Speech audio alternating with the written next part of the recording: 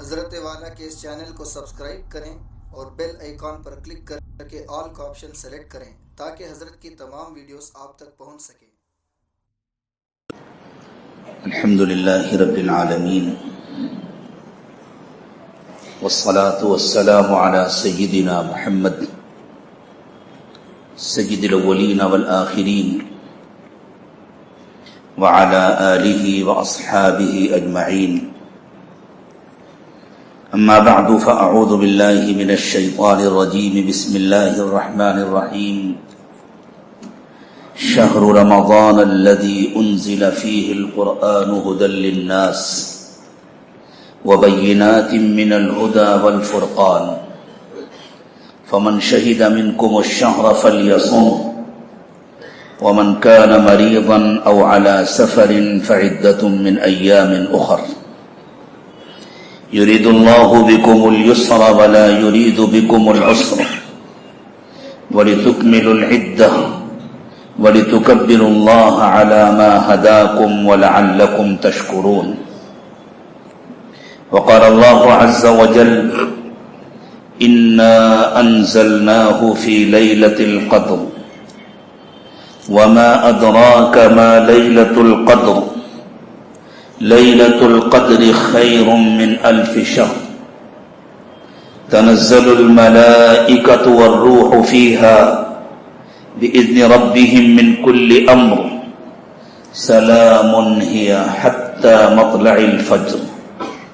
سبحان ربك رب العزة عما يصفون وسلام على المرسلين والحمد لله رب العالمين۔ اللهم صل على سيدنا محمد وعلى آل سيدنا محمد وبارك وسلم۔ اللهم صل على سيدنا محمد وعلى آل سيدنا محمد وبارك وسلم۔ اللهم صل على سيدنا محمد وعلى آل سيدنا محمد وبارك وسلم۔ آپ کا یہ خادم اپنی طرف سے اور اپنے ساتھ معتکف آپ کے ان تمام مہمانوں کی طرف سے جو پورے ہندوستان کے مختلف شہروں سے اور بعض دوسرے ملک سے آپ کی اس مسجد میں 10 دن کے لیے معتکف ہیں، مسجد کے تمام ذمہ داران کا، مسجد کے مصلیان کا اور خاص طور سے یہاں کی خدمت کمیٹی کا دل کی گہرائیوں سے شکر گزار ہے، اور الحمدللہ ہر دعا میں اللہ تعالیٰ نے ان کے لیے خاص حصہ رکھا ہے۔ دن اور رات کی تمام دعاؤں میں یہ سارے اللہ کے در کے بھکاری آپ کے لیے، آپ کے خاندان کے لیے، آپ کی نسلوں کے لیے دنیا اور آخرت کی بھلائی کی اللہ سے بھیک مانگ رہے ہیں۔ آپ ان جملوں کو صرف رسمی جملے نہ سمجھیں۔ اللہ تعالیٰ آپ سب کو خوش رکھے، اس مسجد کو اللہ قیامت تک آباد رکھے، اور مسجد کی آبادی تو اعمال سے ہوتی ہے۔ مکہ مکرمہ کی جو سب سے بڑی مسجد ہے مسجد حرام، جب رسول اکرم صلی اللہ علیہ وسلم نے اللہ کے دین کی دعوت دینی شروع کی تو جو لوگ مسجد حرام کے خدام تھے اس زمانے میں، جو حاجیوں کو پانی پلاتے تھے، آنے والے مہمانوں کو کھانا کھلاتے تھے، لیکن اللہ کے نبی صلی اللہ علیہ وسلم کی دعوت قبول کرنے کو تیار نہیں تھے۔ جب ان لوگوں نے اس پر فخر کیا کہ ہم تو اللہ کے مہمانوں کی خدمت گزار ہیں اور اللہ کے گھر کے خادم ہیں، تو اللہ تعالیٰ نے جواب میں ارشاد فرمایا: اجعلتم سقایت الحاج وعمارت المسجد الحرام کمن آمن باللہ والیوم الآخر وجاہد فی سبیل اللہ، کیا تم نے حاجیوں کی خدمت کو اور بیت اللہ کی دیکھ ریکھ کو ایمان کے برابر سمجھ لیا؟ یہاں تو اللہ کا فضل ہے، اللہ نے خدمت کے ساتھ ایمان بھی نصیب فرمایا، خدمت کے ساتھ اللہ نے اعمال بھی نصیب فرمائے، اور اللہ کا فضل ہے کہ اللہ کا گھر اس کے نیک بندوں کے ذریعے، اس کے منتخب بندوں کے ذریعے ان اعمال سے آباد ہے جن کو خود اللہ نے اپنے گھر کی آبادی قرار دیا۔ انما یعمر مساجد اللہ من آمن باللہ والیوم الآخر واقام الصلاة وآتى الزکاة ولم یخش الا اللہ۔ اللہ کا گھر آباد کرنے والے تو وہ ہیں جو اللہ کو مانتے ہیں، آخرت کو مانتے ہیں، نمازیں قائم کرتے ہیں، زکوٰۃ ادا کرتے ہیں، اور اللہ کے دین کے سلسلے میں اللہ کے سوا کسی سے نہیں ڈرتے۔ فعسى اولئک ان یکونوا من المہتدین، اللہ کہتے ہیں ان لوگوں کے بارے میں اس کی توقع ہے کہ ان کو ہدایت ملے گی۔ بس ایک بات عرض کر کے میں آگے بڑھوں گا۔ دین کے تمام خدمت گاروں کے سلسلے میں اللہ کے رسول صلی اللہ علیہ وسلم کی ایک اہم ضروری ہدایت ہے۔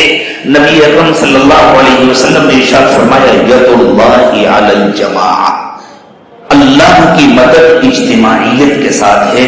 اللہ دلوں کو جوڑے اور اجتماعیت کے ساتھ خیر کے ہر کام کرنے والوں کو ہر خیر کی جماعت میں اللہ اجتماعیت پیدا فرمائے، ایک دوسرے کا احترام، ایک دوسرے کا لحاظ۔ ایمان والوں کا طریقہ اللہ نے بتلایا وَأَمْرُهُمْ شُورَىٰ بَيْنَهُمْ کہ ان میں ڈکٹیٹرشپ نہیں ہوتی، ان کے معاملات مشورے سے طے ہوتے ہیں۔ خود نبی اکرم صلی اللہ علیہ وسلم کو ہدایت دی گئی وَشَاوِرْهُمْ فِي الْأَمْرِ کہ آپ اپنے ساتھیوں سے مشورہ کیا کریں، تو مشورے سے ایک دوسرے کے احترام کے ساتھ قلوب کی اجتماعیت کے ساتھ کام ہوگا تو انشاءاللہ ہمیشہ اللہ کی مدد شامل حال رہے گی۔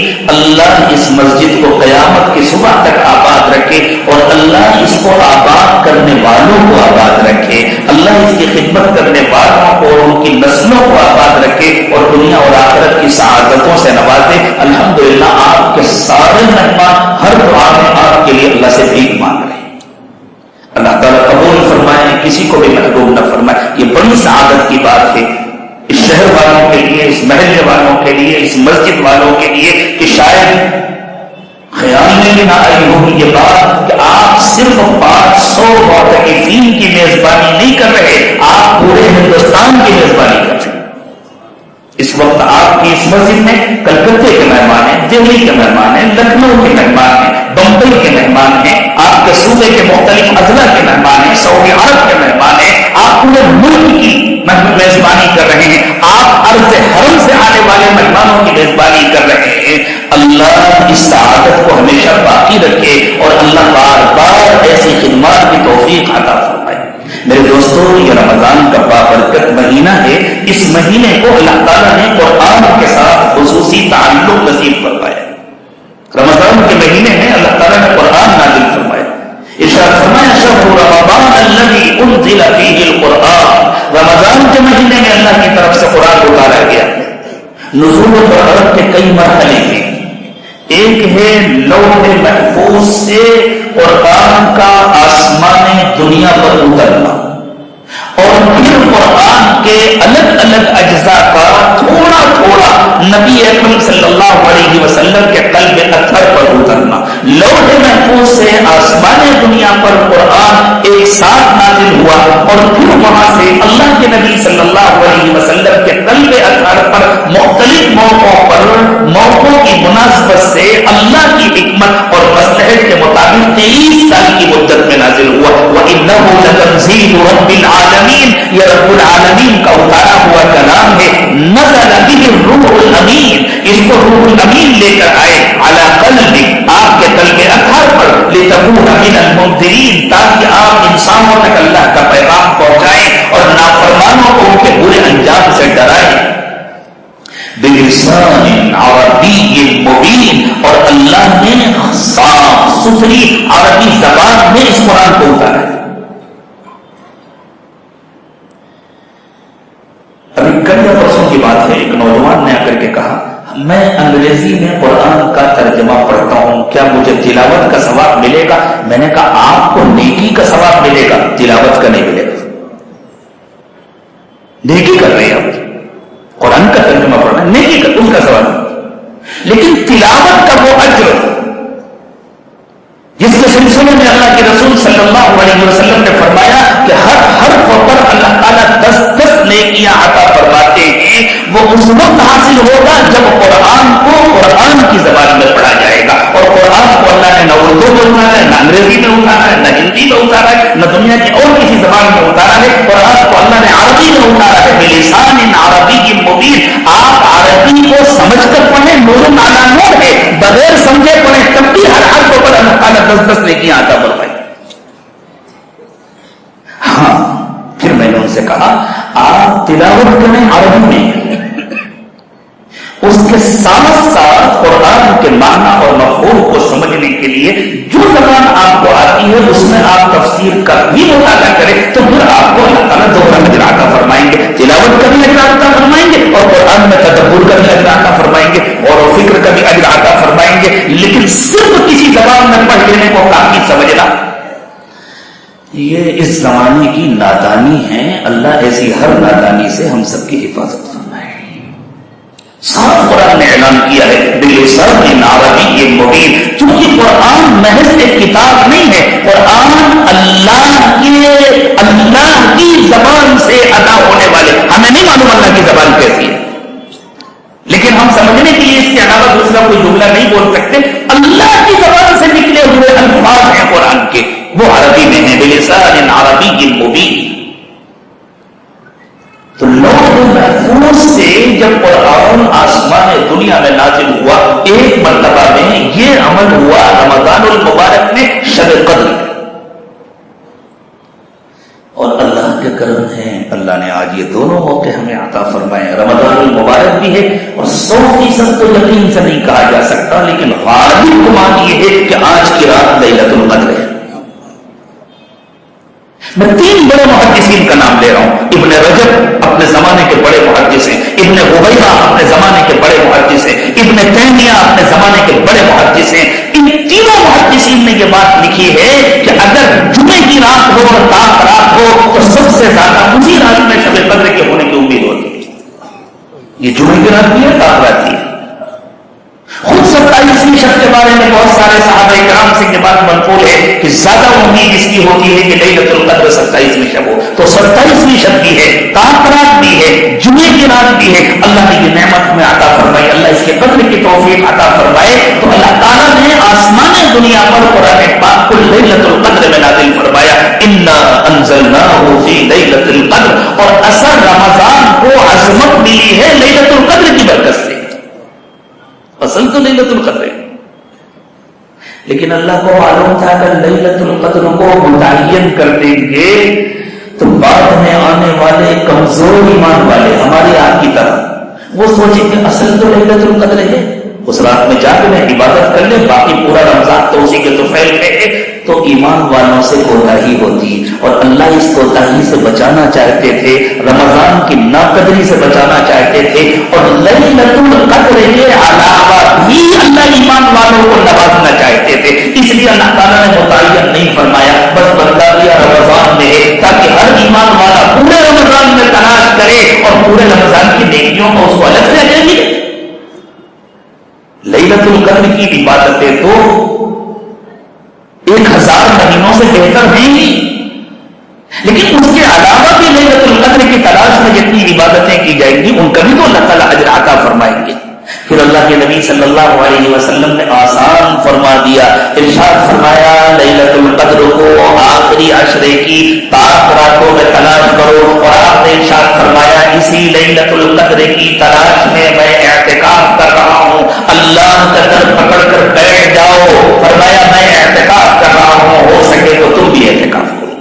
خوش نصیب ہیں اعتکاف کرنے والے جو اللہ کی چوکھٹ پکڑ کر بیٹھے ہوئے ہیں. اور اللہ سے ہمیشہ اچھا گمان رکھنا چاہیے. اللہ کے نبی صلی اللہ علیہ وسلم نے اللہ تعالیٰ کا یہ جملہ نقل فرمایا، حدیث قدسی ہے کہ اللہ تعالیٰ نے ارشاد فرمایا انا عند ظن عبدی بی، میرا بندہ مجھ سے جیسا گمان کرتا ہے میں اس کے ساتھ ویسی معاملہ کرتا ہوں. اللہ کی چوکھٹ پکڑ کر بیٹھنے والے اس یقین کے ساتھ بیٹھے ہیں کہ اللہ ہماری مغفرت کریں گے، اللہ اپنی رحمتوں سے ہمیں نوازیں گے، اللہ اس گناہ کے خلاف کبھی نہیں کریں گے. انشاءاللہ ہر معتکف کی مغفرت ہوگی، ان کی خدمت کرنے والوں کی محبت ہوگی، ان سے محبت کرنے والوں کی محبت ہوگی، مغفرت ہوگی۔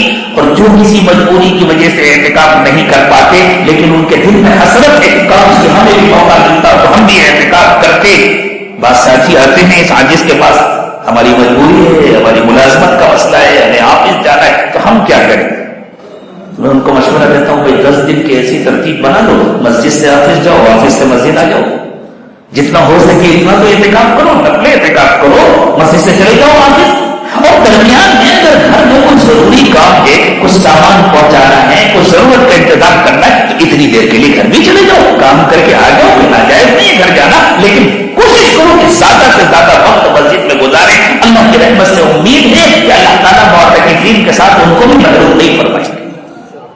جو گزر گیا گزر گیا، اب جتنا وقت باقی ہے، جو لوگ اپنی ایسی ترتیب نہیں بنا سکے تھے، اب کوشش کریں انشاءاللہ کہ ایسی ترتیب بنا لیں گے، عید کی رات تک انشاءاللہ زیادہ سے زیادہ وقت مسجد میں گزاریں گے، اور مسجد میں آ کر مسجد والے اعمال میں گزاریں گے، نمازیں پڑھیں گے، ذکر کریں گے، قرآن کی تلاوت کریں گے، دعا مانگیں گے، اللہ کی یاد میں بیٹھیں گے، مراقبہ کریں گے، دل کو اللہ سے لگائیں گے، مسجد میں آ کر مسجد والے اعمال میں گزاریں گے، تو اللہ کسی کو محروم نہیں کرتے۔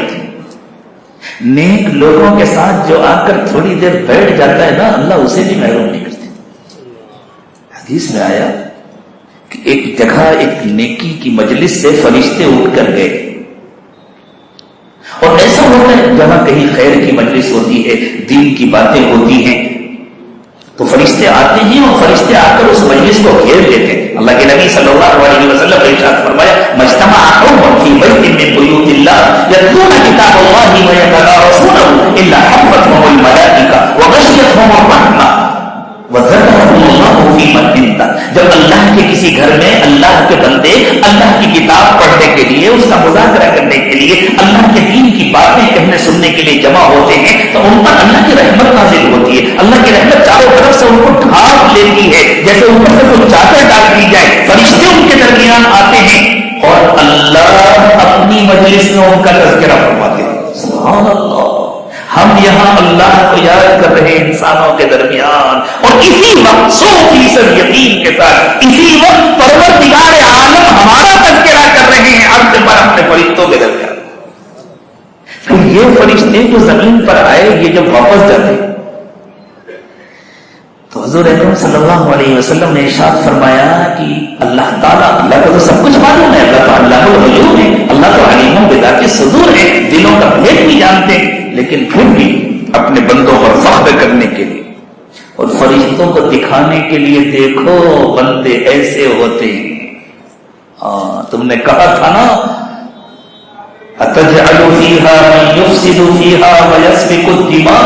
اللہ نے اپنا پورا منصوبہ دکھایا تھا، اپنا پورا پلان دکھایا تھا، میں ایک ایسی مخلوق بنانے جا رہا ہوں، تو جو نیک نظر آئے فرشتوں کو تو ان کو کون سی حیرت ہوتی، یہ مسجد سے نکل رہے ہیں، یہ مسجد میں جا رہے ہیں، یہ نماز پڑھ رہے ہیں، یہ زکوٰۃ دے رہے ہیں، یہ خیرات دے رہے ہیں، یہ غریبوں کی مدد کر رہے ہیں، یہ بیماروں کا علاج کر رہے ہیں، یہ کون سی تعجب کی بات ہے فرشتوں کے لیے؟ فرشتے تو خود نیکی میں لگے رہتے ہیں دن رات، لیکن فرشتوں نے دیکھا اس کے ساتھ ساتھ کچھ اور بھی ہیں جو جھگڑ رہے ہیں، لڑائی کر رہے ہیں، خون بہا رہے ہیں، ظلم کر رہے ہیں، تو انہوں نے کہا اللہ ایسی مخلوق بنائیں گے أَتَجْعَلُ فِيهَا مَن يُفْسِدُ فِيهَا وَيَسْفِكُ الدِّمَاءَ۔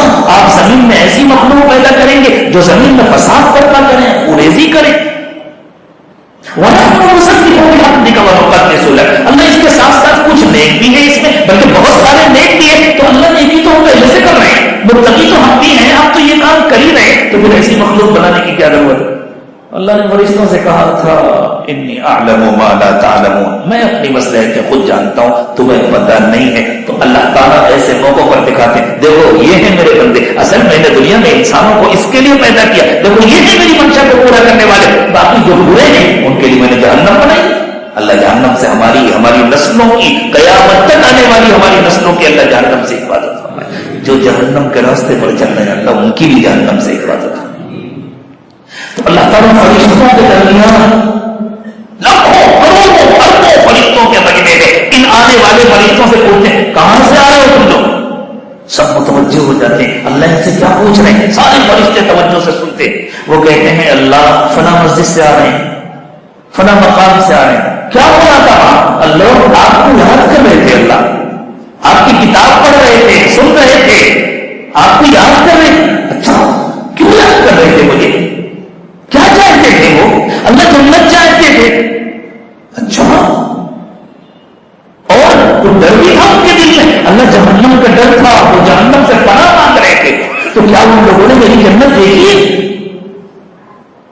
تو فرشتے کہیں گے نہیں اللہ نہیں دیکھی۔ پھر کیسے جنت مانگ رہے تھے؟ اللہ ہم کے نبی صلی اللہ علیہ وسلم نے ان کو جنت کی اطلاع کی ہے، اور ان کے علماء نے حضور کی بات ان تک پہنچائی ہے، اس لیے وہ آپ سے جنت مانگ رہے تھے۔ اچھا دیکھے بغیر جنت مانگ رہے تھے، اگر دیکھ لیں تو ان کا کیا حال ہوگا؟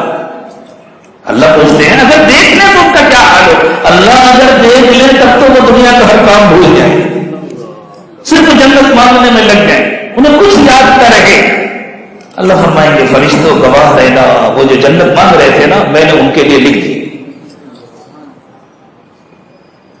کس چیز سے پناہ مانگ رہے تھے؟ اللہ جہنم سے پناہ مانگ رہے تھے، تو کیا جہنم کو دیکھا ہے انہوں نے؟ اللہ نہیں دیکھا۔ آپ کے نبی علیہ الصلوۃ والسلام نے بتلایا، علماء نے حضور کی باتیں بتلائی، انہوں نے علماء سے سنا، کتابوں میں پڑھا، تو ان کے دل میں جہنم کا خوف پیدا ہوا۔ اگر وہ جہنم کو دیکھ لیں تو کیا ہوگا؟ فرشتے کہتے ہیں اللہ اگر وہ جہنم کو دیکھ لیں تو انہیں کبھی دنیا کا خیال نہ آئے، رو رو کر ان کا برا حال ہو جائے، نہ کھانا اچھا لگے، نہ پہننا اچھا لگے، نہ سونا اچھا لگے، نہ بال بچے اچھے لگے۔ اللہ فرمائیں گے فرشتوں گواہ رہنا، وہ جس جہنم سے پناہ مانگ رہے تھے میں نے ان سب کو جہنم سے آزاد کر دیا۔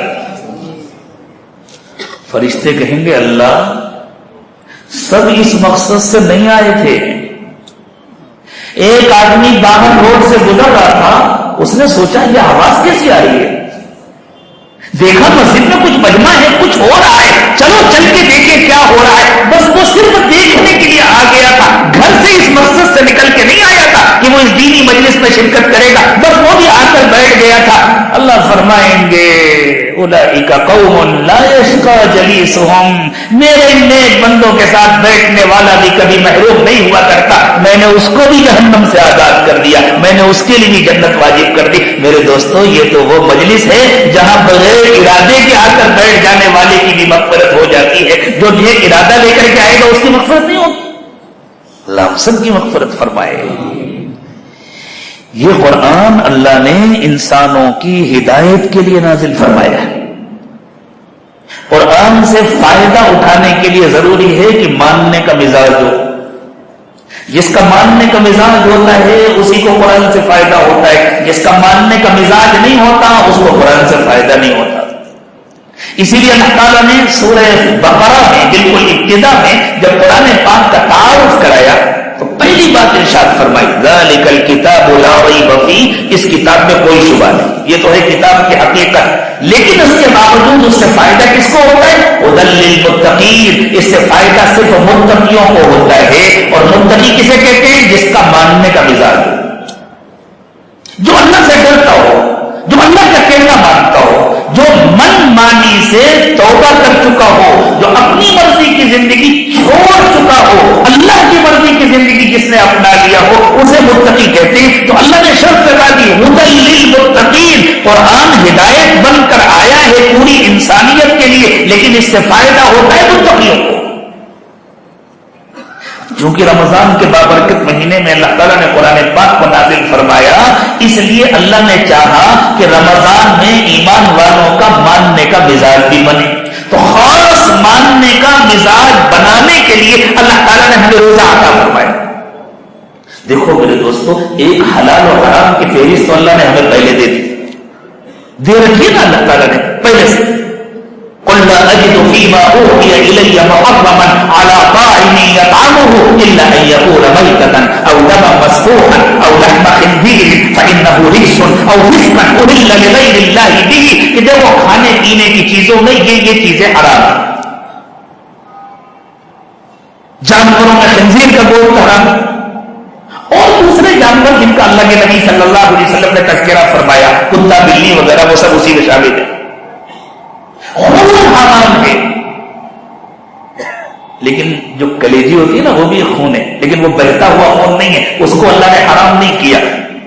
وہ تو خون کی بوٹیاں ہیں جمی ہوئی، لیکن جو جسم سے بہتا ہوا خون ہے اللہ نے فرمایا او دما مسفوحا، یہ بہنے والا خون حرام ہے۔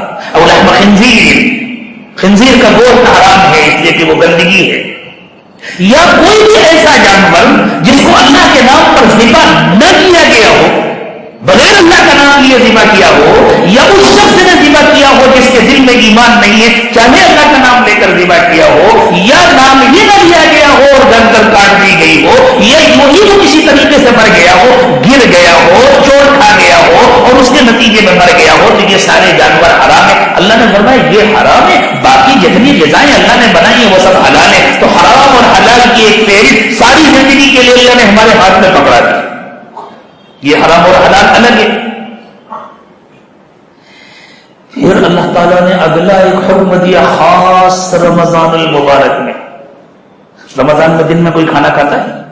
کوئی ایمان والا جو صحت مند ہے، تندرست ہے، جس نے اللہ کی مرضی سے روزہ بھی رکھا ہوا ہے، اللہ کے فضل سے، جو بیمار نہیں ہے، مسافر نہیں ہے، کوئی عذر نہیں ہے اس کو، وہ دن میں روزہ دن میں کھانا کھاتا ہے؟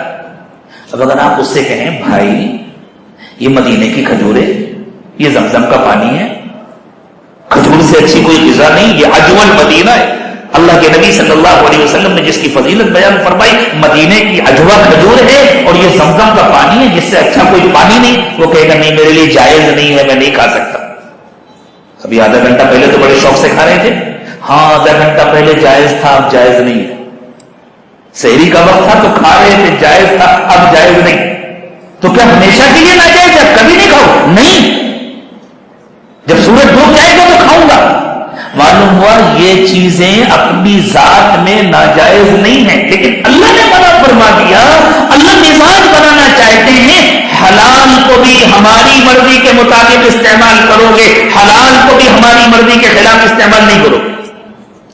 عورتوں کے سلسلے میں اللہ تعالیٰ نے پوری ایک فہرست ہمیں عطا فرما دی، یہ وہ عورتیں ہیں جن سے زندگی میں کبھی نکاح نہیں ہو سکتا۔ حرمت علیکم امہاتکم وبناتکم واخواتکم وعماتکم وخالاتکم وبنات الاخ وبنات الاخت وامہاتکم اللاتی ارضعنکم واخواتکم من الرضاعہ وامہات نسائکم وربائبکم اللاتی فی حجورکم من نسائکم اللاتی دخلتم بہن فإن لم تکونوا دخلتم بہن فلا جناح علیکم وحلائل ابنائکم الذین من اصلابکم وان تجمعوا بین الاختین۔ ایک پوری فہرست اللہ تعالیٰ نے عطا فرمائی۔ تم اپنی ماؤں سے نکاح نہیں کر سکتے، اپنی بیٹیوں سے نکاح نہیں کر سکتے، اپنی بہنوں سے نکاح نہیں کر سکتے، اپنی پھوپھیوں سے کبھی نکاح نہیں کر سکتے، اپنی خالاؤں سے نکاح نہیں کر سکتے۔ بھائی کی بیٹی حرام ہے، بہن کی بیٹی تمہارے لیے حرام ہے، وہ عورتیں جنہوں نے تم کو دودھ پلایا ہے وہ تمہارے لیے حرام ہے، وہ عورتیں، وہ لڑکیاں جنہوں نے تم کو دودھ پلانے والی عورت کا دودھ پیا ہے جو تمہاری دودھ شریک بہنیں ہیں وہ تمہارے لیے حرام ہے۔ اسی طرح جن عورتوں سے تمہارا نکاح ہوا اور پھر تمہاری ان سے ملاقات بھی ہوئی، ان کی مائیں تمہارے لیے حلال ہیں۔ اسی طرح وہ عورتیں، وہ لڑکیاں جو تمہاری ان بیویوں کی اولاد ہیں جن سے تمہاری ملاقات ہو چکی ہے، نکاح کے بعد صرف نکاح ہی نہیں ہوا، تمہاری ملاقات بھی ہو چکی ہے، ان کی بیٹیاں بھی تمہارے لیے حرام ہیں۔ اگر وہاں ملاقات نہیں ہوئی، کسی سے صرف نکاح ہوا اور پھر رشتہ ٹوٹ گیا، ملاقات نہیں ہوئی، تو اس کی کسی اور شوہر سے اگر کوئی بیٹی تھی تو اس سے نکاح کرنے کی اجازت ہے۔ وحلائل ابنائکم الذین من اصلابکم، اسی طرح جو تمہارے سلبی بیٹے، منہ بولے بیٹے نہیں، جو تمہارے سلبی بیٹے ہیں، جو تمہارے اپنے بیٹے ہیں، ان کی بیویاں بھی تمہارے لیے حلال ہیں۔ اسی طرح کوئی ایک عورت اگر تمہارے نکاح میں ہے تو اس کے رہتے ہوئے اس کی دوسری سگی بہن تمہارے نکاح میں نہیں آ سکتی، وہ حرام ہے۔ پوری فہرست اللہ تعالیٰ نے عطا فرما دی، یہ ہمیشہ کے لیے حرام ہے۔ باقی ان کے علاوہ فرمایا وَأُحِلَّ لَكُم مَّا وَرَاءَ ذَلِكُمْ، ان کے علاوہ جو عورتیں ہیں وہ تمہارے لیے حلال ہیں۔ ان تبتغوا باموالکم محصنین غیر مسافحین، اور ان کے حلال ہونے کا طریقہ یہ ہے کہ تم ان کا مہر مقرر کرو، باقاعدہ گواہوں کی موجودگی میں ان سے شریعت کے مطابق نکاح کرو، خفیہ چپکے چپکے ان سے تعلقات نہ قائم کرو۔ تو ایک حلال اور حرام کی فہرست اللہ نے دے دی نا۔ لیکن یہ بیویاں جن کے ساتھ رہنا، جن سے ملاقات کرنا، اللہ تعالیٰ نے عام دنوں میں صرف حلال نہیں بنایا، ایمان کی حفاظت کا ذریعہ بنایا گیا۔ نبی اکرم صلی اللہ علیہ وسلم نے فرمایا کہ نکاح کے ذریعے ایمان کی حفاظت ہوتی ہے۔ جن کو اللہ نے ایمان کی حفاظت کا ذریعہ بنایا، جن کو اللہ نے ایمان کی تکمیل کا ذریعہ بنایا ہے، روزے کی حالت میں ان سے ملاقات حرام ہے۔ فرمایا رات میں ملاقات کی اجازت ہے لیکن دن میں ملاقات کی اجازت نہیں. جب تم روزے کی حالت میں ہو اس وقت تم کو تمہاری ملاقات کی اجازت نہیں ہے. احل لکم لیلۃ الصیام الرفث الی نسائکم, روزے کی راتوں میں تمہارے لیے گنجائش ہے کہ تم اپنی بیویوں سے ملاقات کرو. اور فرمایا جب تم اعتکاف کرو اس وقت نہ دن میں ملاقات کی اجازت ہے نہ رات میں ملاقات کی اجازت ہے. ولا تباشروهن وانتم عاکفون فی المساجد, جب تم اللہ کے گھروں میں معتکف ہو اس وقت رات میں بھی ملاقات کی اجازت نہیں. تو کیا یہ بیوی حرام ہو گئی؟ نہیں, عید کے بعد حلال ہے. کیا معتکف نہیں ہے تو بیوی حرام ہو گئی؟ نہیں, رات میں حلال ہے دن میں حرام ہے. یہ کیا چیز ہے؟ کہنا ماننے کی مشق کرائی جا رہی ہے کہ تم آزاد نہیں ہو. ایسا نہیں ہے ایک فہرست مل گئی اب تم زندگی بھر کے لیے آزاد ہو جو کرو. نہیں, تم بندے ہو, تم اللہ کے حکم کے تابع ہو اور تم ہمیشہ بندے ہو. ہم جز وقتی بندے نہیں ہیں, ہم اللہ کے پارٹ ٹائم بندے نہیں ہیں, ہم اللہ کے فل ٹائم بندے ہیں. ہم پیدائش سے لے کر موت تک اللہ کے بندے. جس دن سے بالغ ہوئے اس دن سے لے کر کے آخری سانس تک ہماری ایک ایک سانس اللہ کی امانت ہے. اور جو اپنے کو ہر لمحہ اللہ کا بندہ نہیں سمجھتا, مجھے معاف کیجیے گا, اس کا ایمان سے کوئی تعلق نہیں ہے.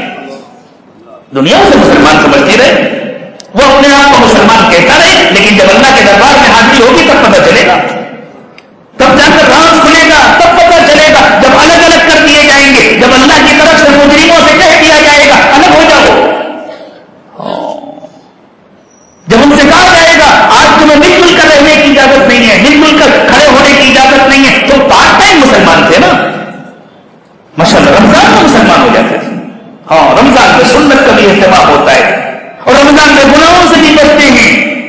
اور عید کی نماز پڑھی اور جا کر حجام کے اس کی امانت حوالے کر کے آ گئی, یہ لو بھائی اپنی امانت پکڑو, اس سے زیادہ ہم سے نہیں ہو سکتا. تو رمضان کے مسلمان ہیں, پارٹ ٹائم مسلمان ہیں. پارٹ ٹائم مسلمان اللہ میں مسلمان نہیں ہوتا. خوب یاد رکھیں, گناہ ہونا الگ بات ہے, گناہ ہونا الگ بات ہے, لیکن پارٹ ٹائم مسلمان ہونا الگ ہے. بڑا سے بڑا گنہگار اگر اس کے دل میں شرمندگی ہے, ندامت ہے, انشاءاللہ وہ جنت سے محروم نہیں ہوگا. لیکن جو اپنے کو پارٹ ٹائم کا مسلمان سمجھتا ہے, اتنے دن تک کہنا مانوں گا پھر نہیں مانوں گا, اتنے وقت میں کہنا مانوں گا پھر نہیں مانوں گا, اسے جنت کی خوشبو ملے گی. اللہ سب کی حفاظت فرمائے. تو قرآن سے فائدہ اٹھانے, قرآن سے صرف اس سے فائدہ نہیں ہوگا. آپ کو انگریزی بہت اچھی آتی ہے تو آپ کتاب کا ترجمہ لے آئے, فنا کی تفسیر لے آئے. آپ کو اردو بہت اچھی آتی ہے تو آپ نے اردو میں کسی کی تفسیر پڑھ لی. آپ کو ہندی آتی ہے تو آپ نے ہندی میں کسی کی تفسیر پڑھ لی. اور ماشاء اللہ اظہار خیال بھی ہو گیا, تذکرے بھی ہو گئے, تبصرے بھی ہو گئے. یہ نہیں ہے صرف قرآن سے فائدہ اٹھانا. قرآن سے فائدہ اس وقت ہوتا ہے جب ماننے کا مزاج بنتا ہے, زندگی میں تقویٰ آتا ہے, تب قرآن عمل میں ڈھلتا ہے, تب قرآن زندگی بنتا ہے, تب قرآن انسان کو بناتا ہے. اللہ آج ہمیں ماننے کا مزاج عطا فرما دے اور اللہ ہم سب کو قرآن سے فائدہ اٹھانے والا بنا. یہ ہم سب کی ضرورت ہے میرے دوست. تو چونکہ اللہ تعالیٰ کے یہاں یہ طے ہے کہ قرآن سے اسی کو فائدہ ہوگا جس کا ماننے کا مزاج ہوگا, اس لیے اللہ نے روزہ دیا ہے اس لیے تاکہ ہمارا ماننے کا مزاج بنے. اب اگر رمضان میں روزہ بھی رکھ لیا اور ماشاء اللہ روزے کے عنوان سے ہمارے دسترخوان خوب سج گئے, ہمارے افطار کے دسترخوان اور ہمارے سوری کے دسترخوان خوب آباد ہو گئے, وہ نعمتیں جو سارے سال نہیں ملتی وہ ماشاءاللہ ہمارے دسترخوانوں پر نظر آتی ہے. رمضان میں ہمارے بازاروں میں وہ نعمتیں نظر آتی ہیں تو بازار خوب سج گئے, دسترخوان خوب سج گئے, اور ہم نے مساجد کو قمقموں سے سجا لیا, آراستہ کر لیا, اور ماشاءاللہ روزے بھی رکھ لیے, پارٹیاں بھی کر لی, اور عید کی پارٹی بھی کر لی, سب کچھ کر لیا. لیکن اگر رمضان میں ہمارا ماننے کا مزاج نہیں بنا تو پھر ہمیں رمضان سے کچھ حاصل نہیں ہوا, اور رمضان کا محروم ہمیشہ کا محروم ہے. اللہ رمضان میں محروم ہونے سے ہماری حفاظت فرمائے. منبر پر تشریف لے جا رہے ہیں محمد رسول اللہ صلی اللہ علیہ وسلم, حضرات صحابہ کرام کا مجمع ہے, اور اللہ کے نبی صلی اللہ علیہ وسلم منبر پر تشریف لے جا رہے ہیں. بالکل آپ اپنی عادت کے خلاف اللہ کے نبی صلی اللہ علیہ وسلم نے پہلی سیڑھی پر قدم رکھا, فرمایا آمین. دوسری سیڑھی پر قدم رکھایا, فرمایا آمین. تیسری سیڑھی پر سے سن رہے ہیں وہ سمجھے شاید اب جمعے کے خطبے کے لیے منبر پر چڑھنے کا یہ طریقہ اللہ تعالیٰ کی طرف سے دیا گیا ہے. لیکن صحابہ کو معلوم تھا آمین کسی دعا کے جواب میں کہا جانے والا لفظ ہے. آمین کے معنی ہے اللہ قبول فرما لیجیے. جب کوئی دعا مانگے تو سننے والوں کا یہ کام ہے کہ وہ آمین کہیں, یعنی اللہ سے درخواست کریں کہ اللہ یہ دعا ہمارے حق میں بھی قبول فرما لیجیے. نماز سے فارغ ہونے کے بعد حضرات صحابہ کرام نے عرض کیا اے اللہ کے نبی صلی اللہ علیہ وسلم ہمارے ماں باپ آپ پر قربان, آج تو ہم نے آپ کی زبان سے بالکل ایک نئی بات سنی ہے.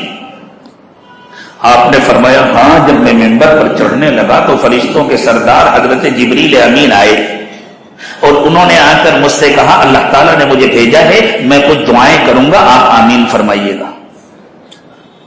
فرشتوں کے سردار آئے ہیں, اللہ نے بھیجا ہے اور اس حکم کے ساتھ بھیجا ہے کہ تمہیں دعا کرنا ہے, اور انبیاء کے سردار, کائنات کے سردار, وجہ تخلیق کون و مکان, ان سے درخواست کرنا کہ وہ آمین کہیں. حضرت جبریل امین نے 3 دعائیں کی. اللہ کے نبی صلی اللہ علیہ وسلم نے ان تینوں دعاؤں پر آمین کہا. میں اس وقت آپ کو صرف ایک دعا سناؤں گا. حضرت جبریل امین نے اس میں سے ایک دعا یہ کی اے اللہ جس کو رمضان کا مہینہ ملے اور اس کی مغفرت نہ ہو وہ برباد ہو جائے. حضور اکرم صلی اللہ علیہ وسلم نے فرمایا آمین.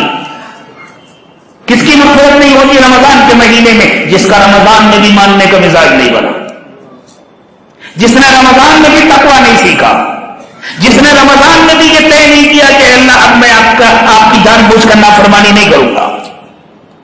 اللہ نے شیطان الم اعهد الیکم یا بنی آدم الا تعبدوا الشیطان, اللہ تعالیٰ فرماتے ہیں آدم کے بیٹو کیا میں نے تم سے اس کا عہد نہیں لیا تھا کہ تم شیطان کی بندگی نہیں کرو گے. وان اعبدونی ھذا صراط مستقیم, تم سب صرف میری بندگی کرو گے, یہی چیز راستہ ہے. جس نے رمضان میں بھی زندگی بھر کے لیے یہ نہیں طے کیا اے اللہ اب میں شیطان کی بندگی نہیں کروں گا, میں آپ کی بندگی کروں گا, اب میں اپنے نفس کا کہنا نہیں مانوں گا, اللہ میں آپ کا کہنا مانوں گا. دیکھو گناہ تو کسی سے بھی ہوتا ہے, گناہ ہونا کوئی بڑی بات نہیں ہے. انسان ہے نا, ہم توبہ کرنے کے بعد بھی فرشتے تھوڑی بن جائیں گے. متقی سے بھی گناہ ہوتا ہے. کوئی یوں سمجھے کہ صاحب متقی سے کبھی گناہ ہو ہی نہیں سکتا تو یہ غلط فہمی ہے. متقی سے بھی گناہ ہوتا ہے. متقی گناہ کی پلاننگ نہیں کرتا, متقی کا گناہ کرنے کا ارادہ نہیں ہوتا, متقی پٹائی کے ساتھ گناہ نہیں کرتا. انسان ہے, کمزور ہے, گناہ ہو جاتا ہے. ایک جگہ اللہ تعالیٰ نے جنتوں کا تذکرہ فرمایا, ارشاد فرمایا وسارعوا الی مغفرۃ من ربکم وجنۃ عرضها السماوات والارض اعدت للمتقین. مجھے معاف کیجیے گا, مجھے معلوم ہے آج 27ویں شب ہے, آپ دیر تک اللہ کی یاد میں بیٹھنا چاہتے ہیں, اس لیے میں تھوڑا سا آپ کو کچھ وقت زیادہ لیے لے رہا ہوں. اگر واقعی وقت زیادہ ہونے لگے تو آپ مجھے اشارہ کر دیجیے گا, انشاءاللہ اسی وقت گفتگو ختم کر دی جائے گی. کیا خیال ہے, بہت مختصر کریں یا تھوڑی دیر تفصیل سے بات کریں؟ ہاں جزاکم اللہ خیر. بھائی پیچھے والوں کی تو آواز آئی نہیں جی, دیر تو نہیں ہو رہی نا؟ ہاں. تو اللہ تعالیٰ نے ارشاد فرمایا وسارعوا الی مغفرۃ من ربکم وجنہ, لوگوں دوڑ کر آؤ, اللہ تمہاری مغفرت کرنا چاہتے ہیں. اللہ, اگر صدر جمہوریہ کی طرف سے اعلان آ جائے جس کو اس سال صدر جمہوریہ کے ہاتھوں سے ایوارڈ لینا ہے خود اپنا نام پیش کر دے, انشاءاللہ ہاں جگہ نہیں بچے گی. ہندوستان کی جتنی آبادی ہے اس سے کم از کم 10,000 زیادہ نام آئیں گے.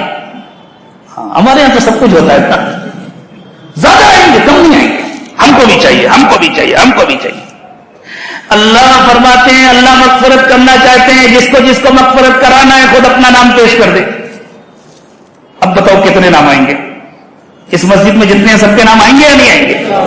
اللہ فرما رہے ہیں آؤ میں مغفرت کرنا چاہتا ہوں, ہوئی ہے میں تمہیں جنت دینا چاہتا ہوں, آ جاؤ جنت دینے کے لیے. وسارعوا الی مغفرۃ من ربکم, لوگوں آ جاؤ تمہارا رب تمہاری مغفرت کرنا چاہتا ہے. وجنۃ عرضها السماوات والارض, اور تمہیں ایسی جنت دینا چاہتا ہے جس کی چوڑائی زمین اور آسمان کے برابر ہے. چوڑائی زمین اور آسمان کے برابر ہے تو سوچے لمبائی کتنی ہو. پھر فرمایا آ جاؤ لیکن ٹکٹ لے کر آنا, بغیر ٹکٹ کے انٹری نہیں ہے. اللہ بتلا دیجیے ٹکٹ کیا ہے, ہم آ رہے ہیں. فرمایا اعدت للمتقین, جو متقی ہے صرف وہی آئے. جو متقی ہوگا اللہ اس کی مغفرت فرمائیں گے, جو متقی ہوگا اللہ اس کو جنت عطا فرمائیں گے. کیا مشکل ہے, آج ہم سب طے کر لیں انشاءاللہ آج سے متقی بنیں گے, ہے نا. ایک قدم اپنے نفس پر, دوسرا قدم جنت میں انشاءاللہ. بس 2 قدم کے فاصلے پر ہے جنت, صرف 2 قدم کے فاصلے.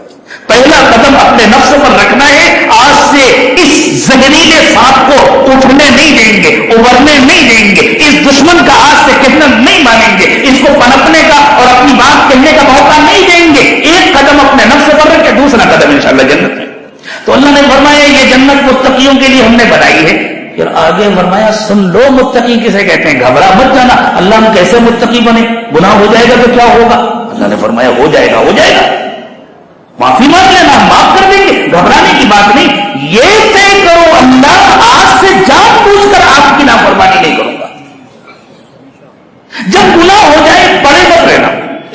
دیکھیں گھر سے نکلے مسجد جانے کے لیے, خدا نہ خاصہ راستے میں پیر پھسل گیا, گر گئے, کپڑوں میں گرد و غبار پڑ گیا تو کوئی پڑا رہتا, اب تو گر گئے, اب کہاں اٹھیں گے؟ چلو آج رات روڈ کے نام یہیں پڑے رہیں گے. کوئی سمجھدار ایسا کرتا ہے؟ ادھر ادھر دیکھتا ہے کسی نے دیکھا تو نہیں, جلدی سے اٹھ جاتا ہے. کپڑے دیکھتا ہے کہیں مٹی تو نہیں لگی, مٹی لگی جھاڑ دیتا ہے, جلدی سے دوڑ کر مسجد میں آ جاتا ہے, نماز نہ چھوٹ جائے. اور اگر کچھ گندگی لگی تو جلدی سے وضو خانے میں جاتا ہے, دھو لیتا ہے, صاف کر لیتا ہے. یہی کرتے ہیں یا نہیں کرتے؟ سبحان اللہ, ہم دنیا کے معاملے میں تو بڑے سمجھدار ہیں, دنیا کے معاملے میں یہی کرتے ہیں, ہم دین کے معاملے میں اتنے سمجھدار کب بنیں گے؟ ارے گر گئے, شیطان نے گرا دیا, گر گئے, جلدی سے اٹھ جائے. گناہ کرا دیا, شیطان نے گندگی لگا دی, جلدی سے توبہ کے پانی سے دھو ڈالے. کپڑا گندا ہو گیا, جلدی سے بدل لے. ولباس التقوی ذالک خیر, اللہ نے فرمایا سب سے اچھا لباس تقوی کا لباس ہے. تقوی کا لباس پہن لے, ایک بار نہیں 1000 بار گناہ ہو, بندہ 1000 بار توبہ کرے, اس سے تقوی نہیں ٹوٹتا. جان بوجھ کر گناہ کرنے سے تقوی ٹوٹتا ہے. کر رہے, معلوم ہے کہ یہ گناہ ہے پھر بھی کر رہے, آج بھی کیا, کل بھی کریں گے, پرسوں بھی کریں گے, اس سے تقوی ختم ہوتا ہے. تو اللہ تعالیٰ نے فرمایا یہ جنت متقیوں کے لیے بنی ہے. کون ہے متقی؟ الذین ینفقون فی السراء والضراء, متقی وہ ہیں جو اپنا مال ہر حال میں اللہ کے راستے میں خرچ کرتے ہیں. خوشحال ہو تب بھی خرچ کرتے ہیں, تنگی ہو تب بھی خرچ کرتے ہیں, بلکہ تنگی دور کرنے کا اسی کو راستہ سمجھتے ہیں. جب تنگی ہوتی ہے خرچ کرتے ہیں, اللہ اوڑھ دیتے ہیں. والکاظمین الغیظ, اور متقی وہ ہیں جن کو کسی سے تکلیف پہنچتی ہے تو غصہ پی جاتے ہیں. والعافین عن الناس, جن کے ساتھ کوئی زیادتی کرتا ہے تو وہ اسے معاف کر دیتے ہیں. واللہ یحب المحسنین, اور ایسی نیکی کرنے والوں کو اللہ پسند کرتے ہیں. آگے فرمایا اور سنو متقی کون ہے. تم سمجھو گے متقی صرف نیکیاں ہی کرتے ہوں گے, ان سے کبھی گناہ نہیں ہوتا ہوگا, نہیں. والذین اذا فعلوا فاحشۃ او ظلموا انفسهم, اور متقی وہ ہیں کہ جب ان سے کوئی بڑا گناہ ہو جاتا ہے, متقی ہے اور قرآن کہہ رہا ہے ان سے کوئی گناہ ہو جاتا ہے, وہ اپنے ساتھ کوئی زیادتی کر بیٹھتے ہیں, کوئی بڑی غلطی کر ڈالتے ہیں, ذکر اللہ فاستغفروا لذنوبہم, تو فوراً اللہ کو یاد کرتے ہیں اور اپنے گناہ کی معافی مانگ لیتے ہیں. ومن یغفر الذنوب الا اللہ, اور گناہ کو اللہ نہیں معاف کریں گے تو کون معاف کرے گا؟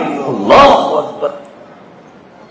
کسی کے دل میں یہ آئے سبحان اللہ 10 مرتبہ گناہ ہوا معافی مانگی, اللہ 10 بار معاف کر دیں گے. 100 مرتبہ گناہ ہوا معافی مانگی, اللہ 100 بار معاف کر دیں گے. تو اللہ کہتے ہیں تمہارا کیا نقصان ہو رہا ہے؟ ہم معاف کرتے ہیں اپنے بندے کو, تمہارا کیا نقصان ہو رہا ہے, تم سے مان کر دے رہے ہیں ہم. ارے میں نہیں معاف کروں گا تو کون معاف کرے گا؟ بچہ پریشان ہوتا ہے تو ماں کے پاس بھاگ کر جاتا ہے, بندہ پریشان ہوتا ہے تو پروردگار کے پاس جاتا ہے. بچے کو ماں گود میں نہیں اٹھائے گی تو کون اٹھائے گا؟ اور پروردگار عالم اپنے بندے کا گناہ نہیں معاف کریں گے تو کون معاف کرے گا؟ ومن یغفر الذنوب الا اللہ, گناہ تو اللہ نہیں معاف کریں گے تو کون معاف کرے گا؟ ولم یصروا علی ما فعلوا وهم یعلمون, سنو متقی وہ ہیں جو جان بوجھ کر گناہ نہیں کرتے, جو ڈھٹائی کے ساتھ گناہ نہیں کرتے. انسان ہیں, کمزور ہیں, تو اب یہ خطرہ بھی ختم ہو گیا نا کہ کیسے توبہ کریں, کل کو گناہ ہوگا تو کیا ہوگا, ہوگا تو معافی مانگیں گے. آج تو نیت کریں انشاءاللہ شب برات شب قدر میں اللہ کے گھر میں بیٹھ کر آج یہ نیت کریں, اللہ آج کے واسطے جان بوجھ کر کبھی آپ کی نافرمانی نہیں کریں گے. یہ تقوی کا پہلا قدم ہے, پہلا قدم اٹھائیں. انشاءاللہ رمضان میں ہمارا ماننے کا مزاج بن جائے گا, اور جس کا رمضان میں ماننے کا مزاج بن جائے گا وہ رمضان میں کبھی محروم نہیں ہوگا. ورنہ میرے دوستو صرف رسمی روزے رکھ لینا، صرف رسمی عمرے کر لینا، صرف رسمی حج کر لینا، صرف رسمی افطار پارٹیاں کر لینا اور صرف رسمی عبادتیں کر لینا، لیکن ماننے کا مزاج نہ بنانا، یہ بہت خطرے کی بات ہے۔ ایسے ہی لوگوں کے بارے میں اللہ میری آپ کی سب کی حفاظت فرمائے، ایسے ہی لوگوں کے بارے میں اللہ کے نبی صلی اللہ علیہ وسلم نے حضرت جبریل امین کی بد دعا پر آمین کہا کہ جس کو رمضان کا مہینہ ملے اور اس کی بھی مغفرت نہ ہو، اللہ اس کو برباد کر دیجیے، اور اللہ کے نبی صلی اللہ علیہ وسلم نے فرمایا آمین۔ تو اللہ تعالیٰ نے رمضان المبارک میں قرآن نازل فرمایا انسانوں کی ہدایت کے لیے، اور چونکہ قرآن سے فائدہ اٹھانے کے لیے تقوی شرط ہے، ماننے کا مزاج شرط ہے، اس لیے اللہ تعالیٰ نے رمضان میں روزے فرض فرمائے تاکہ ہر ایمان والے کا ماننے کا مزاج بن جائے۔ ایک مرتبہ کا واقعہ سنو، مکہ مکرمہ میں ہم تھے چند ساتھیوں کے ساتھ، رمضان کا مہینہ تھا، افطار کا وقت تھا، حرم پاک کے ٹیلی کر رہے تھے، گرمی کا موسم تھا، کھلی ہوئی فضا میں ٹھنڈی ہوا میں سامنے ذرا سے جھانک کر دیکھیں تو سامنے بیت اللہ نظر آ رہا ہے، لوگ طواف کر رہے ہیں اور ہم وہاں بیٹھے ہوئے، اور افطار میں 8-10 منٹ باقی تھے، دسترخوان سجا ہوا تھا۔ ہمارے بمبئی کے ایک دوست تھے، انہوں نے کہا کہ مولانا تھوڑا سا وقت باقی ہے، کچھ نصیحت کیجیے۔ تو میں نے کہا دیکھو بھائی، یہ دسترخوان خود ایک نصیحت ہے، یہ دسترخوان سب سے بڑی نصیحت ہے، اس میں کھجوریں رکھی ہوئی ہیں، کھجور خود حلال پاکیزہ سب سے عمدہ غذا، اور پھر خریدی گئی ہے حلال و پاکیزہ پیسوں سے، الحمدللہ ہماری آمدنی بھی حلال ہے، ہمارے پیسے بھی حلال ہے، مقام بھی ایسا کہ دنیا میں اس سے اچھا کوئی مقام نہیں، اور سامنے گلاس میں پانی رکھا ہے، بوتلوں میں پانی رکھا ہے، یہ زمزم کا پانی ہے، اور زمزم کا پانی کوثر کے پانی سے بھی افضل ہے۔ علماء نے لکھا رسول اکرم صلی اللہ علیہ وسلم کے شق صدر کے لیے، آپ کے سینے کو دھونے کے لیے ہر مرتبہ حضرت جبریل امین کوثر زمزم کا پانی لے کر کے آئے، اگر کوثر کا پانی افضل ہوتا تو زمزم نہ لاتے، کوثر لاتے۔ تو کائنات کا سب سے قیمتی پانی اور دنیا کی سب سے اچھی غذا دونوں رکھی ہوئی ہیں، اور حلال و پاکیزہ طریقے پر حاصل کی گئی ہے، کسی پر ظلم نہیں کیا گیا، کسی سے چھین کر نہیں لائے، اور 10 منٹ کے بعد کھائیں گے۔ ابھی کوئی کھا سکتا ہے؟ میں نے اپنے بمبئی کے دوستوں سے پوچھا، ابھی تم کو کوئی لاکھوں کروڑوں روپے دے اور یوں کہے کہ ایک کھجور کھا لو، آدھی کھجور کھا لو، آدھا گھونٹ پانی پی لو، تو پی سکتے؟ نہیں پی سکتے۔ ابھی کوئی کہے تب بھی نہیں پی سکتے، اور اذان کے بعد کوئی روکے تب بھی نہیں رک سکتے۔ کیوں؟ اس لیے کہ ہم اللہ کے حکم کے پابند ہیں، ہم نہیں جانتے حلال و حرام، ہم اللہ کے بندے ہیں، ہم اللہ کے حکم کے پابند ہیں۔ اللہ کہے حلال ہے تو حلال، اللہ کہے حرام ہے تو حرام۔ جس کو اللہ حلال کہتے جب حلال ہے، جب اللہ حرام کہے تب حرام ہے۔ ابھی سحری کھائیں گے، تھوڑی دیر کے بعد جو کچھ کھائیں گے سب حلال ہے، تھوڑی دیر میں پتہ چلا وقت ہو گیا، حرام ہو گیا۔ ابھی افطار کا وقت ہے، 2 منٹ باقی ہے، 1 منٹ باقی ہے، سب کچھ سامنے رکھا ہے، حرام ہے، ابھی مؤذن صاحب نے کہہ دیا وقت ہو گیا ہے، اطمینان ہو گیا، اب افطار کر لی، حلال ہو گیا۔ کیا حلال کیا حرام بندوں کے لیے۔ اللہ آپ ہمارے آقا ہیں، آپ کہہ دیں حلال تو حلال ہے، آپ کہہ دیں حرام تو حرام ہے۔ اللہ ہم اپنی مرضی سے نہیں جیتے، آپ کی مرضی سے جیتے ہیں، ہم آپ کے غلام ہیں۔ یہ ہے تقوی جو اللہ اس رمضان میں سکھانا چاہتے ہیں۔ اللہ کرے کہ ہم یہ تقوی سیکھ لیں۔ جب زندگی میں تقوی آ جاتا ہے تو قرآن سے فائدہ ہوتا ہے۔ اللہ کرے کہ ہمیں قرآن سے فائدہ ہو، پھر تلاوت سے بھی فائدہ ہوتا ہے، پھر تدبر سے بھی فائدہ ہوتا ہے، پھر سمجھ کر پڑھنے سے بھی فائدہ ہوتا ہے، پھر بغیر سمجھے پڑھنے سے بھی فائدہ ہوتا ہے۔ اور جب تک زندگی میں تقوی نہیں ہوتا اس وقت تک صرف رسم ہوتی ہے اور رسموں سے فائدہ نہیں ہوتا۔ ابھی پلاسٹک کے 10-20 شعر لے کر کوئی آ جائے تو سب دلچسپی سے دیکھیں گے، ہاں اچھے بنائیں، خوبصورت بنائیں، لیکن کوئی آ کر کہتے بھائی کھڑکیاں بند کر لو، دروازے بند کر لو، بنگلور کے زو کا ایک شعر چھوٹ گیا ہے، اس محلے میں تو نہیں آیا لیکن خطرہ ہے آ سکتا ہے، تو انشاءاللہ کھڑکیاں دروازے بند ہونے کے بعد بھی ایک دوسرے کو سنبھالنا پڑے گا۔ بھائی ہوش میں ہو، خیریت تو ہے نا؟ ہاں اصلی شیر سے ڈر لگتا ہے، نقلی شیر سے کسی کو ڈر نہیں لگتا۔ میرے دوستو، جب تک زندگی میں تقویٰ نہ آئے اس وقت تک اصلی اعمال نہیں ہوتے۔ اللہ نقلی اعمال سے ہماری حفاظت فرمائے۔ پروردگار عالم، ہم آپ سے بھیک مانگ رہے ہیں، ہم آپ سے معافی مانگ رہے ہیں، اللہ 26 دنوں میں جو نقلی ہوئے ان کو بھی اصلی بنا دیجیے۔ اللہ کے لیے کچھ مشکل نہیں ہے۔ آخری بات عرض کر رہا ہوں، اللہ تعالیٰ نے ارشاد فرمایا الا من تاب وآمن وعمل عملا صالحا فاولئک یبدل اللہ سیئاتہم حسنات۔ جو سچے دل سے توبہ کر لیتا ہے اور واقعی اپنی زندگی کو بدل ڈالتا ہے، اللہ کہتے ہیں خوشخبری سنو، ہم اس کے گناہوں کو نیکیوں سے بدل دیتے ہیں۔ صرف معاف نہیں کرتے اللہ تعالیٰ، اللہ اس کے گناہوں کو نیکیوں سے بدل دیتے ہیں۔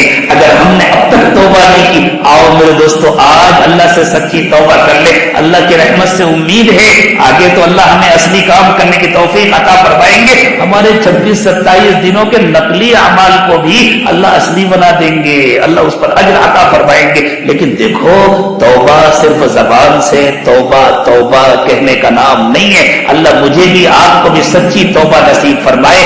سچی توبہ یہ ہے کہ بندہ اپنے گناہوں پر دل سے نادم اور شرمندہ ہو اور اللہ سے عہد کرے کہ اللہ آج تک جو گناہ ہوئے آپ انہیں معاف فرما دیجیے، اللہ آج کے بعد سے میں آپ کی نافرمانی نہیں کروں گا۔ دو الفاظ آتے ہیں کتاب و سنت میں، ایک استغفار، ایک توبہ۔ استغفار الگ ہے، توبہ الگ ہے۔ استغفار کے معنی یہ ہے کہ جو گناہ ہو چکے بندہ ان کی معافی مانگے، اور توبہ یہ ہے کہ جہاں تک پہنچ چکا وہاں سے یوں ٹن لے اور یہ طے کرے کہ اللہ آئندہ نافرمانی نہیں کروں گا۔ ہم استغفار تو خوب کر لیتے، اللہ گنہگار ہے معاف کر دیجیے، توبہ نہیں کرتے۔ اور ہم توبہ بھی استغفار کو سمجھتے ہیں، صرف گناہوں کی معافی مانگ لینا یہ توبہ نہیں ہے، دل سے اس کا عہد کرنا کہ آئندہ گناہ نہیں کروں گا، یہ توبہ ہے۔ اللہ یہ توبہ مجھے بھی نصیب فرمائے، آپ کو بھی نصیب فرمائے۔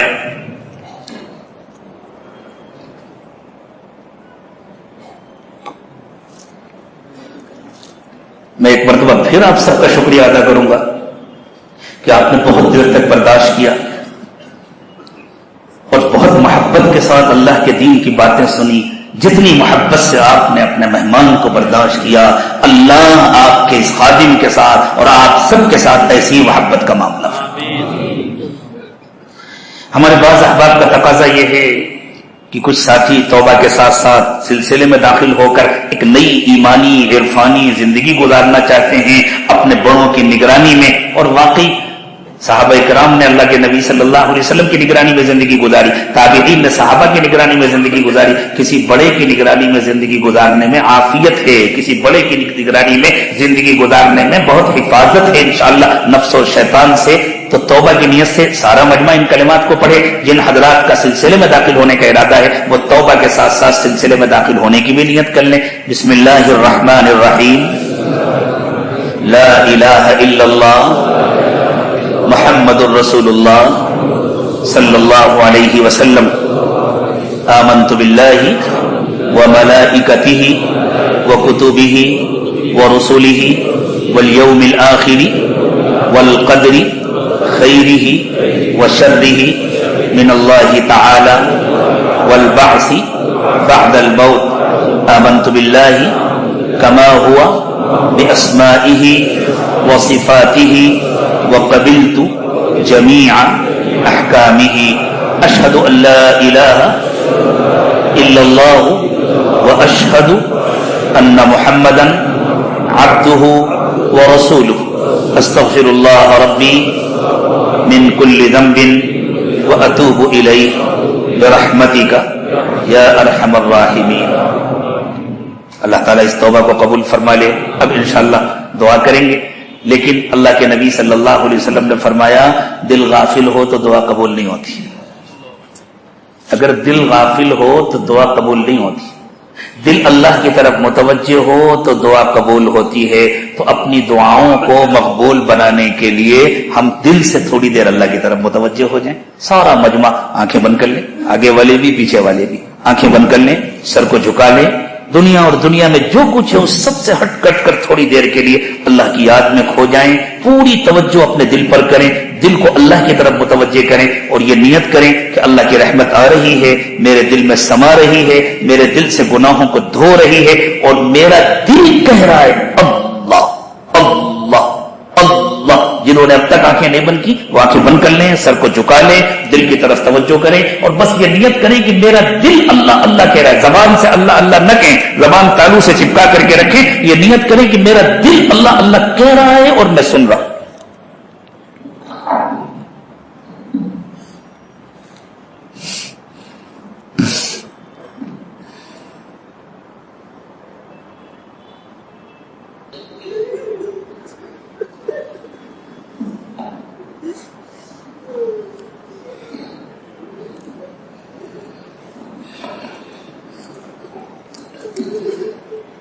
لا الہ الا اللہ محمد رسول اللہ۔ دعا فرمانے سبحان ربی العلی العلی الوہاب، اللہم صلی علی سیدنا محمد وعلى آل سيدنا محمد وبارك وسلم۔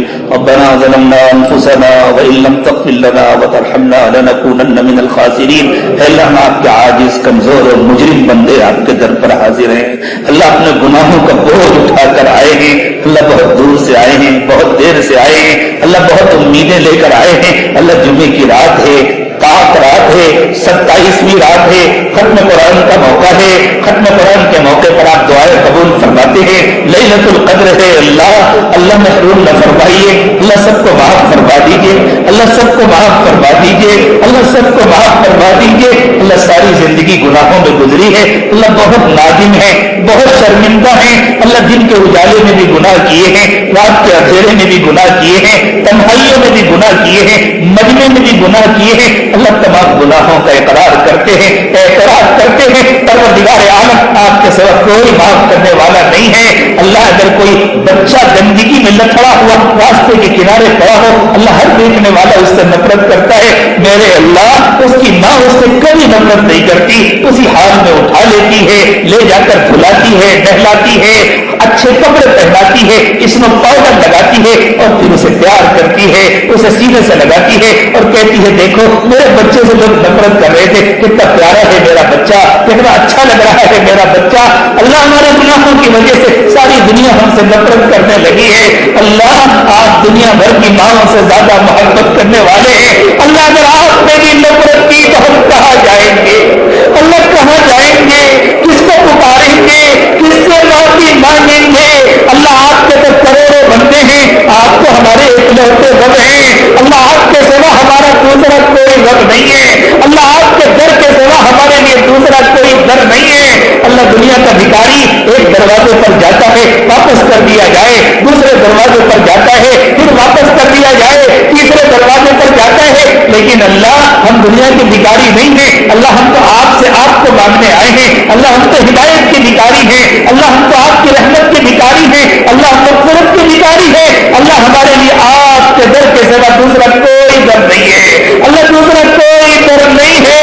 اللہ اپنے در سے خالی ہاتھ واپس نہ کیجیے۔ اللہ آپ نے ہم بندوں سے ارشاد فرمایا وَأَمَّا السَّائِلَ فَلَا تَنْهَرْ، تمہارے دروازے پر کوئی بھکاری آئے تو واپس نہ کیا کرو، بھکاری جمع ہے، اللہ حق کی واپس نہ فرمائیے، اللہ واپس نہ فرمائیے۔ اللہ کوئی دولت مند ہو، اللہ کوئی کروڑ پتی ہو یا کوئی ملینر اور بلینر ہو، آپ نے اپنے تمام بندوں سے فرمایا یا ایھا الناس انتم الفقراء الی اللہ، لوگوں تم سب فقیر ہو، کے فقیر ہو، اور آپ نے خود ارشاد فرمایا انما الصدقات للفقراء، کہ فقیروں کو صدقات دیے جاتے ہیں۔ اللہ جب آپ نے خود فرما دیا کہ ہم سب فقیر ہیں، اللہ آپ کے در پر حاضر ہے، اپنی رحمت کا صدقہ دے دیجیے، اللہ اپنی رحمت کا صدقہ دے دیجیے، اللہ اپنی مغفرت کا صدقہ دے دیجیے۔ اللہ رمضان میں تو ایک عام آدمی بھی خیرات نکالتا ہے، اللہ ہم رمضان کے بھکاری ہے، آپ کے در پر حاضر ہے، اللہ خیرات میں ہمیں جنت دے دیجیے، اللہ ہمیں خیرات میں جنت دے دیجیے، اللہ ہمیں صدقے میں جنت دے دیجیے، اللہ ہم میں سے کسی کو محروم نہ فرمائیے، اللہ فضل کروا دیجیے، کرم کروا دیجیے، اللہ کرم کروا دیجیے۔ اللہ گناہوں کا بوجھ ڈھوتے ڈھوتے قبر دوڑی ہوئی جا رہی ہے، اللہ اتار دیجیے اس بوجھ کو، اللہ حج کو معاف کروا دیجیے، اللہ فرشتوں کو گواہ بنا کر کہہ دیجیے فرشتوں آج مسجد بلال میں جتنے میرے بندے جمع ہیں اور پوری دنیا میں میرے بندے بندیاں جہاں جہاں جمع ہیں، جہاں جہاں سن رہے ہیں، جہاں جہاں آمین کہہ رہے ہیں اور جہاں جہاں بھی بیانات ہو رہے ہیں، یہاں بھی عبادتیں ہو رہی ہیں. اللہ فرشتوں کو گواہ بنا کر کہہ دیجیے فرشتوں گواہ رہو میں نے ان تمام بندوں کو معاف کر دیا, میں نے ان کو سب کو جنت دے دی, میں نے ان سب کے لیے جہنم کو حرام کر دیا. اللہ آپ کا احسان ہوگا, آپ کا کرم ہوگا. اللہ اگر آپ ہم سب کو اٹھا کر جہنم میں ڈال دے ہم آپ کا کچھ نہیں بگاڑ سکتے. اللہ ہم کچھ نہیں بگاڑ سکتے آپ کا.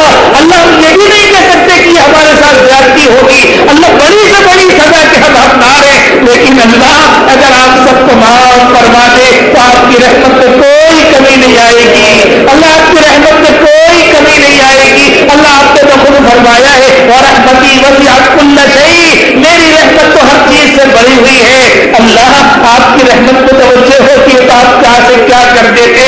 اللہ مکہ مکرمہ میں خطاب کا ایک بیٹا تھا, آپ کے رسول کو قتل کرنے کے ارادے سے تلوار لے کر گھر سے نکلا تھا, آپ کی رحمت کی نظر پڑی, آپ نے اسے فاروق اعظم بنا دیا. اللہ جب کو قتل کرنے کی نیت سے نکلا تھا, آپ نے رحمت کی نظر ڈالی, آپ نے اسے فاروق بنا دیا.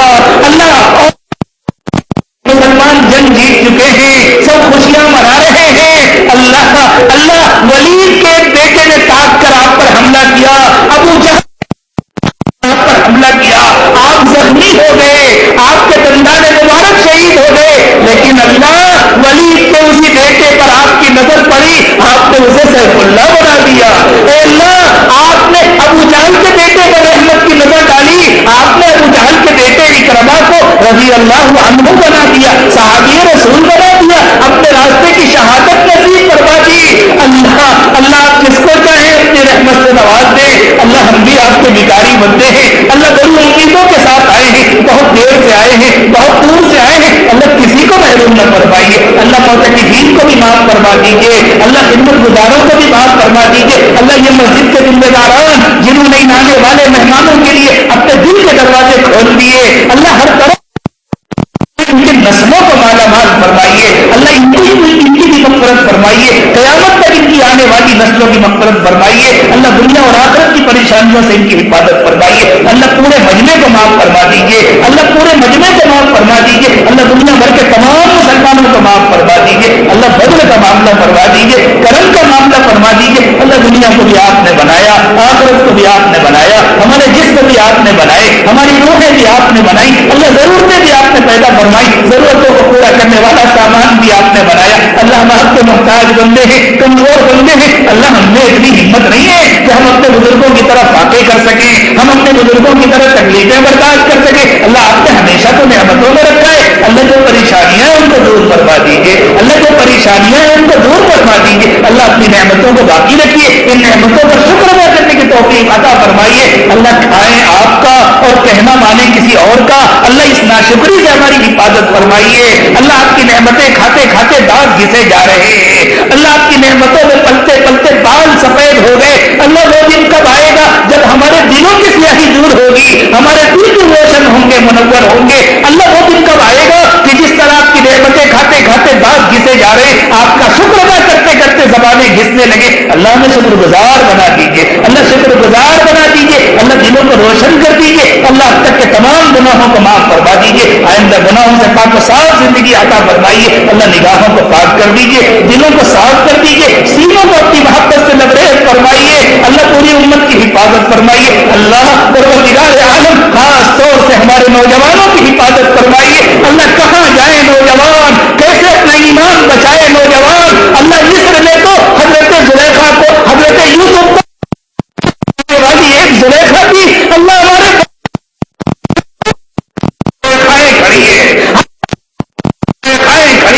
اللہ موبائل میں بھی زلیخائیں گناہوں کی دعوت دے رہی ہے, کمپیوٹر میں بھی گناہوں کی دعوت دے رہی ہے. اللہ ہمارے نوجوانوں کو جہنم کا ایندھن بننے سے بچا لیجیے. اللہ جوانوں کی حفاظت فرمائیے. اللہ یہ ہمارا قیمتی سرمایہ ہے. اللہ یہ پوری امت کا قیمتی سرمایہ ہے. اللہ جوانوں کی حفاظت فرمائیے, بوڑھوں کی حفاظت فرمائیے, بچوں کی حفاظت فرمائیے, ہماری آنے والی نسلوں کی حفاظت فرمائیے. اللہ نگاہوں کو پاک کر دیجیے, دلوں کو صاف کر دیجیے, سینوں کو اپنی محبت سے لبریز فرمائیے. اللہ ہڈی ہڈی بوٹی بوٹی میں اپنی محبت پیدا فرمائیے اللہ، ہر وقت اپنی یاد نصیب فرمائیے، دلوں کی غفلت دور فرمائیے، ان سے رونے سے اپنا ذکر جاری فرمائیے اللہ، جتنے بیمار ہیں سب کو شفا عطا فرمائیے اللہ، ہمارے جسم بھی بیمار، ہماری روحیں بھی بیمار، ہم بھی بیمار، ہمارے متعلقین بھی بیمار، ہمارے رشتے دار بھی بیمار اللہ، سب کی بیماریاں آپ کو معلوم ہے اللہ، تمام بیماروں کو شفا عطا فرمائیے، جسمانی بیماریاں بھی دور فرما دیجیے، روحانی بیماریاں بھی دور فرما دیجیے اللہ، روزی کی تنگی سے سب کی حفاظت فرمائیے، حلال و پاکیزہ روزی عطا فرمائیے اللہ، جو بے گھر ہیں ان کو اپنے ذاتی کشادہ گھر عطا فرمائیے اللہ، دلوں کی تنگی سے بھی حفاظت فرمائیے، گھروں کی تنگی سے بھی حفاظت فرمائیے، اور اللہ جب ہم قبر میں جائیں تو قبر کی تنگی سے بھی حفاظت فرمائیے اللہ، قبر کی تاریکی سے بھی حفاظت فرمائیے اللہ، جو مقروض ہیں ان کا قرض ادا کرا دیجیے، جو پریشان حال ہیں ان کو پریشانیاں دور فرما دیجیے اللہ، جو بے اولاد ہیں ان کو نیک و صالح اولاد عطا فرمائیے اللہ، جو اولاد والے ہیں ان کی اولادوں کو نیکوکار بنائیے، اطاعت گزار و فرمانبردار بنائیے، ماں باپ کی آنکھوں کی ٹھنڈک بنائیے اللہ، اولاد کے غموں سے حفاظت فرمائیے، اولاد کے دکھ درد سے حفاظت فرمائیے اللہ، اولاد کی نافرمانی سے حفاظت فرمائیے اللہ، اولاد کے بگڑنے سے حفاظت فرمائیے اللہ، نوجوان بچوں کو بڑھاپے میں اپنے ماں باپ کی لاٹھی بنا دیجیے، ماں باپ کا سہارا بنا دیجیے، ماں باپ کی خدمت کرنے کی توفیق عطا فرمائیے اللہ، ہمارے متعلقین کی سب کی عمروں میں برکت عطا فرمائیے، صحت میں برکت عطا فرمائیے، کاروبار میں برکت عطا فرمائیے، ایمان اور اعمال میں برکت عطا فرمائیے، اور اللہ جب ہماری موت کا وقت آئے تو کامل ایمان کی موت نصیب فرمائیے اللہ، آخرت کے مراحل ہمارے لیے آسان فرما دیجیے اے اللہ اس سے پہلے کہ ہماری موت کا وقت آئے اور لوگ ہمیں کلمہ پڑھائیں اللہ، ہمیں اپنی مرضی سے ذکر کرنے کی توفیق عطا فرمائیے اللہ، اس سے پہلے کہ لوگ ہمیں غسل دیں اللہ، ہمیں توبہ کا غسل کرا دیجیے اللہ، ہمیں توبہ کا غسل کرا دیجیے اللہ، توبہ کے غسل کے ذریعے ہمارے ظاہر و باطن کو پاک و صاف کر دیجیے اللہ، اس سے پہلے کہ لوگ ہمیں اپنے ہاتھوں سے کفن پہنائیں ہمیں تقوی کا لباس پہنا دیجیے اللہ، تقوی کا لباس پہنا دیجیے، اور اللہ اس سے پہلے کہ کسی نماز میں ہماری جنازے کی نماز کا اعلان ہو اور سب مل کر ہماری نماز جنازہ پڑھے اللہ، ہمیں نماز کی حضوری نصیب فرما دیجیے اللہ، خشوع والی نماز نصیب فرما دیجیے، صفت احسان والی نماز نصیب فرما دیجیے اللہ، پوری امت میں پوری دنیا میں پوری امت کی حفاظت فرمائیے اللہ، امت کا دکھ درد دور کروا دیجیے اللہ، امت بہت مظلوم ہے اللہ، مظلوموں کی مدد فرمائیے اللہ، ظالموں کو ظلم سے روک دیجیے اللہ، ظالموں کو ظلم سے روک دیجیے اللہ، جو نہیں رکنا چاہتے ان سے ظلم کی طاقت چھین لیجیے اللہ، پوری دنیا کا ماحول بدل دیجیے، ناانصافی بہت عام ہو گئی اللہ، ظلم بہت عام ہو گیا اللہ، ظلم کو ختم کر دیجیے، ناانصافی کو ختم کر دیجیے، انصاف پیدا فرما دیجیے اللہ، دہشت گردی کا خاتمہ فرمائیے، امن و امان کے فیصلے فرمائیے اللہ، ساری دنیا میں ہدایت کے فیصلے فرمائیے، خاص طور سے ہمارے ملک میں اللہ، ہر بچے کو اللہ، ہر چھوٹے کو، ہر بڑے کو، ہر مرد کو اور ہر عورت کو جہنم سے بچا دیجیے اللہ، سب کو جنتی بنا دیجیے، سب کو اپنے پسندیدہ راستے پر چلا دیجیے، ہر کچے پکے گھر میں اپنا دین پہنچا دیجیے، اور اللہ ہم سب کو ذریعے اور سبب کے طور پر قبول فرما لیجیے اللہ، ہماری ظاہر کی بھی اصلاح فرمائیے، ہماری باطن کی بھی اصلاح فرمائیے اللہ، حاضرین مجلس کے دلوں کی تمام جائز تمنائیں اور مرادیں پوری فرمائیے اللہ، دنیا بھر میں جو بندے بندیاں ان دعاؤں پر بیٹھ کر آمین کہہ رہے ہیں یا آئندہ سنیں گے اور کہیں گے اللہ، یا جن لوگوں نے ہم سے دعاؤں کے لیے کہا یا ان کو ہم سے اچھی توقعات ہیں اے اللہ، محض اپنے فضل و کرم سے ان دعاؤں میں ان کو بھی پورا حصہ نصیب فرمائیے ربنا تقبل منا انك انت السميع العليم وتب علينا انك انت التواب الرحيم سبحان ربك رب العزة عما يصفون وسلام على المرسلين والحمد لله رب العالمين.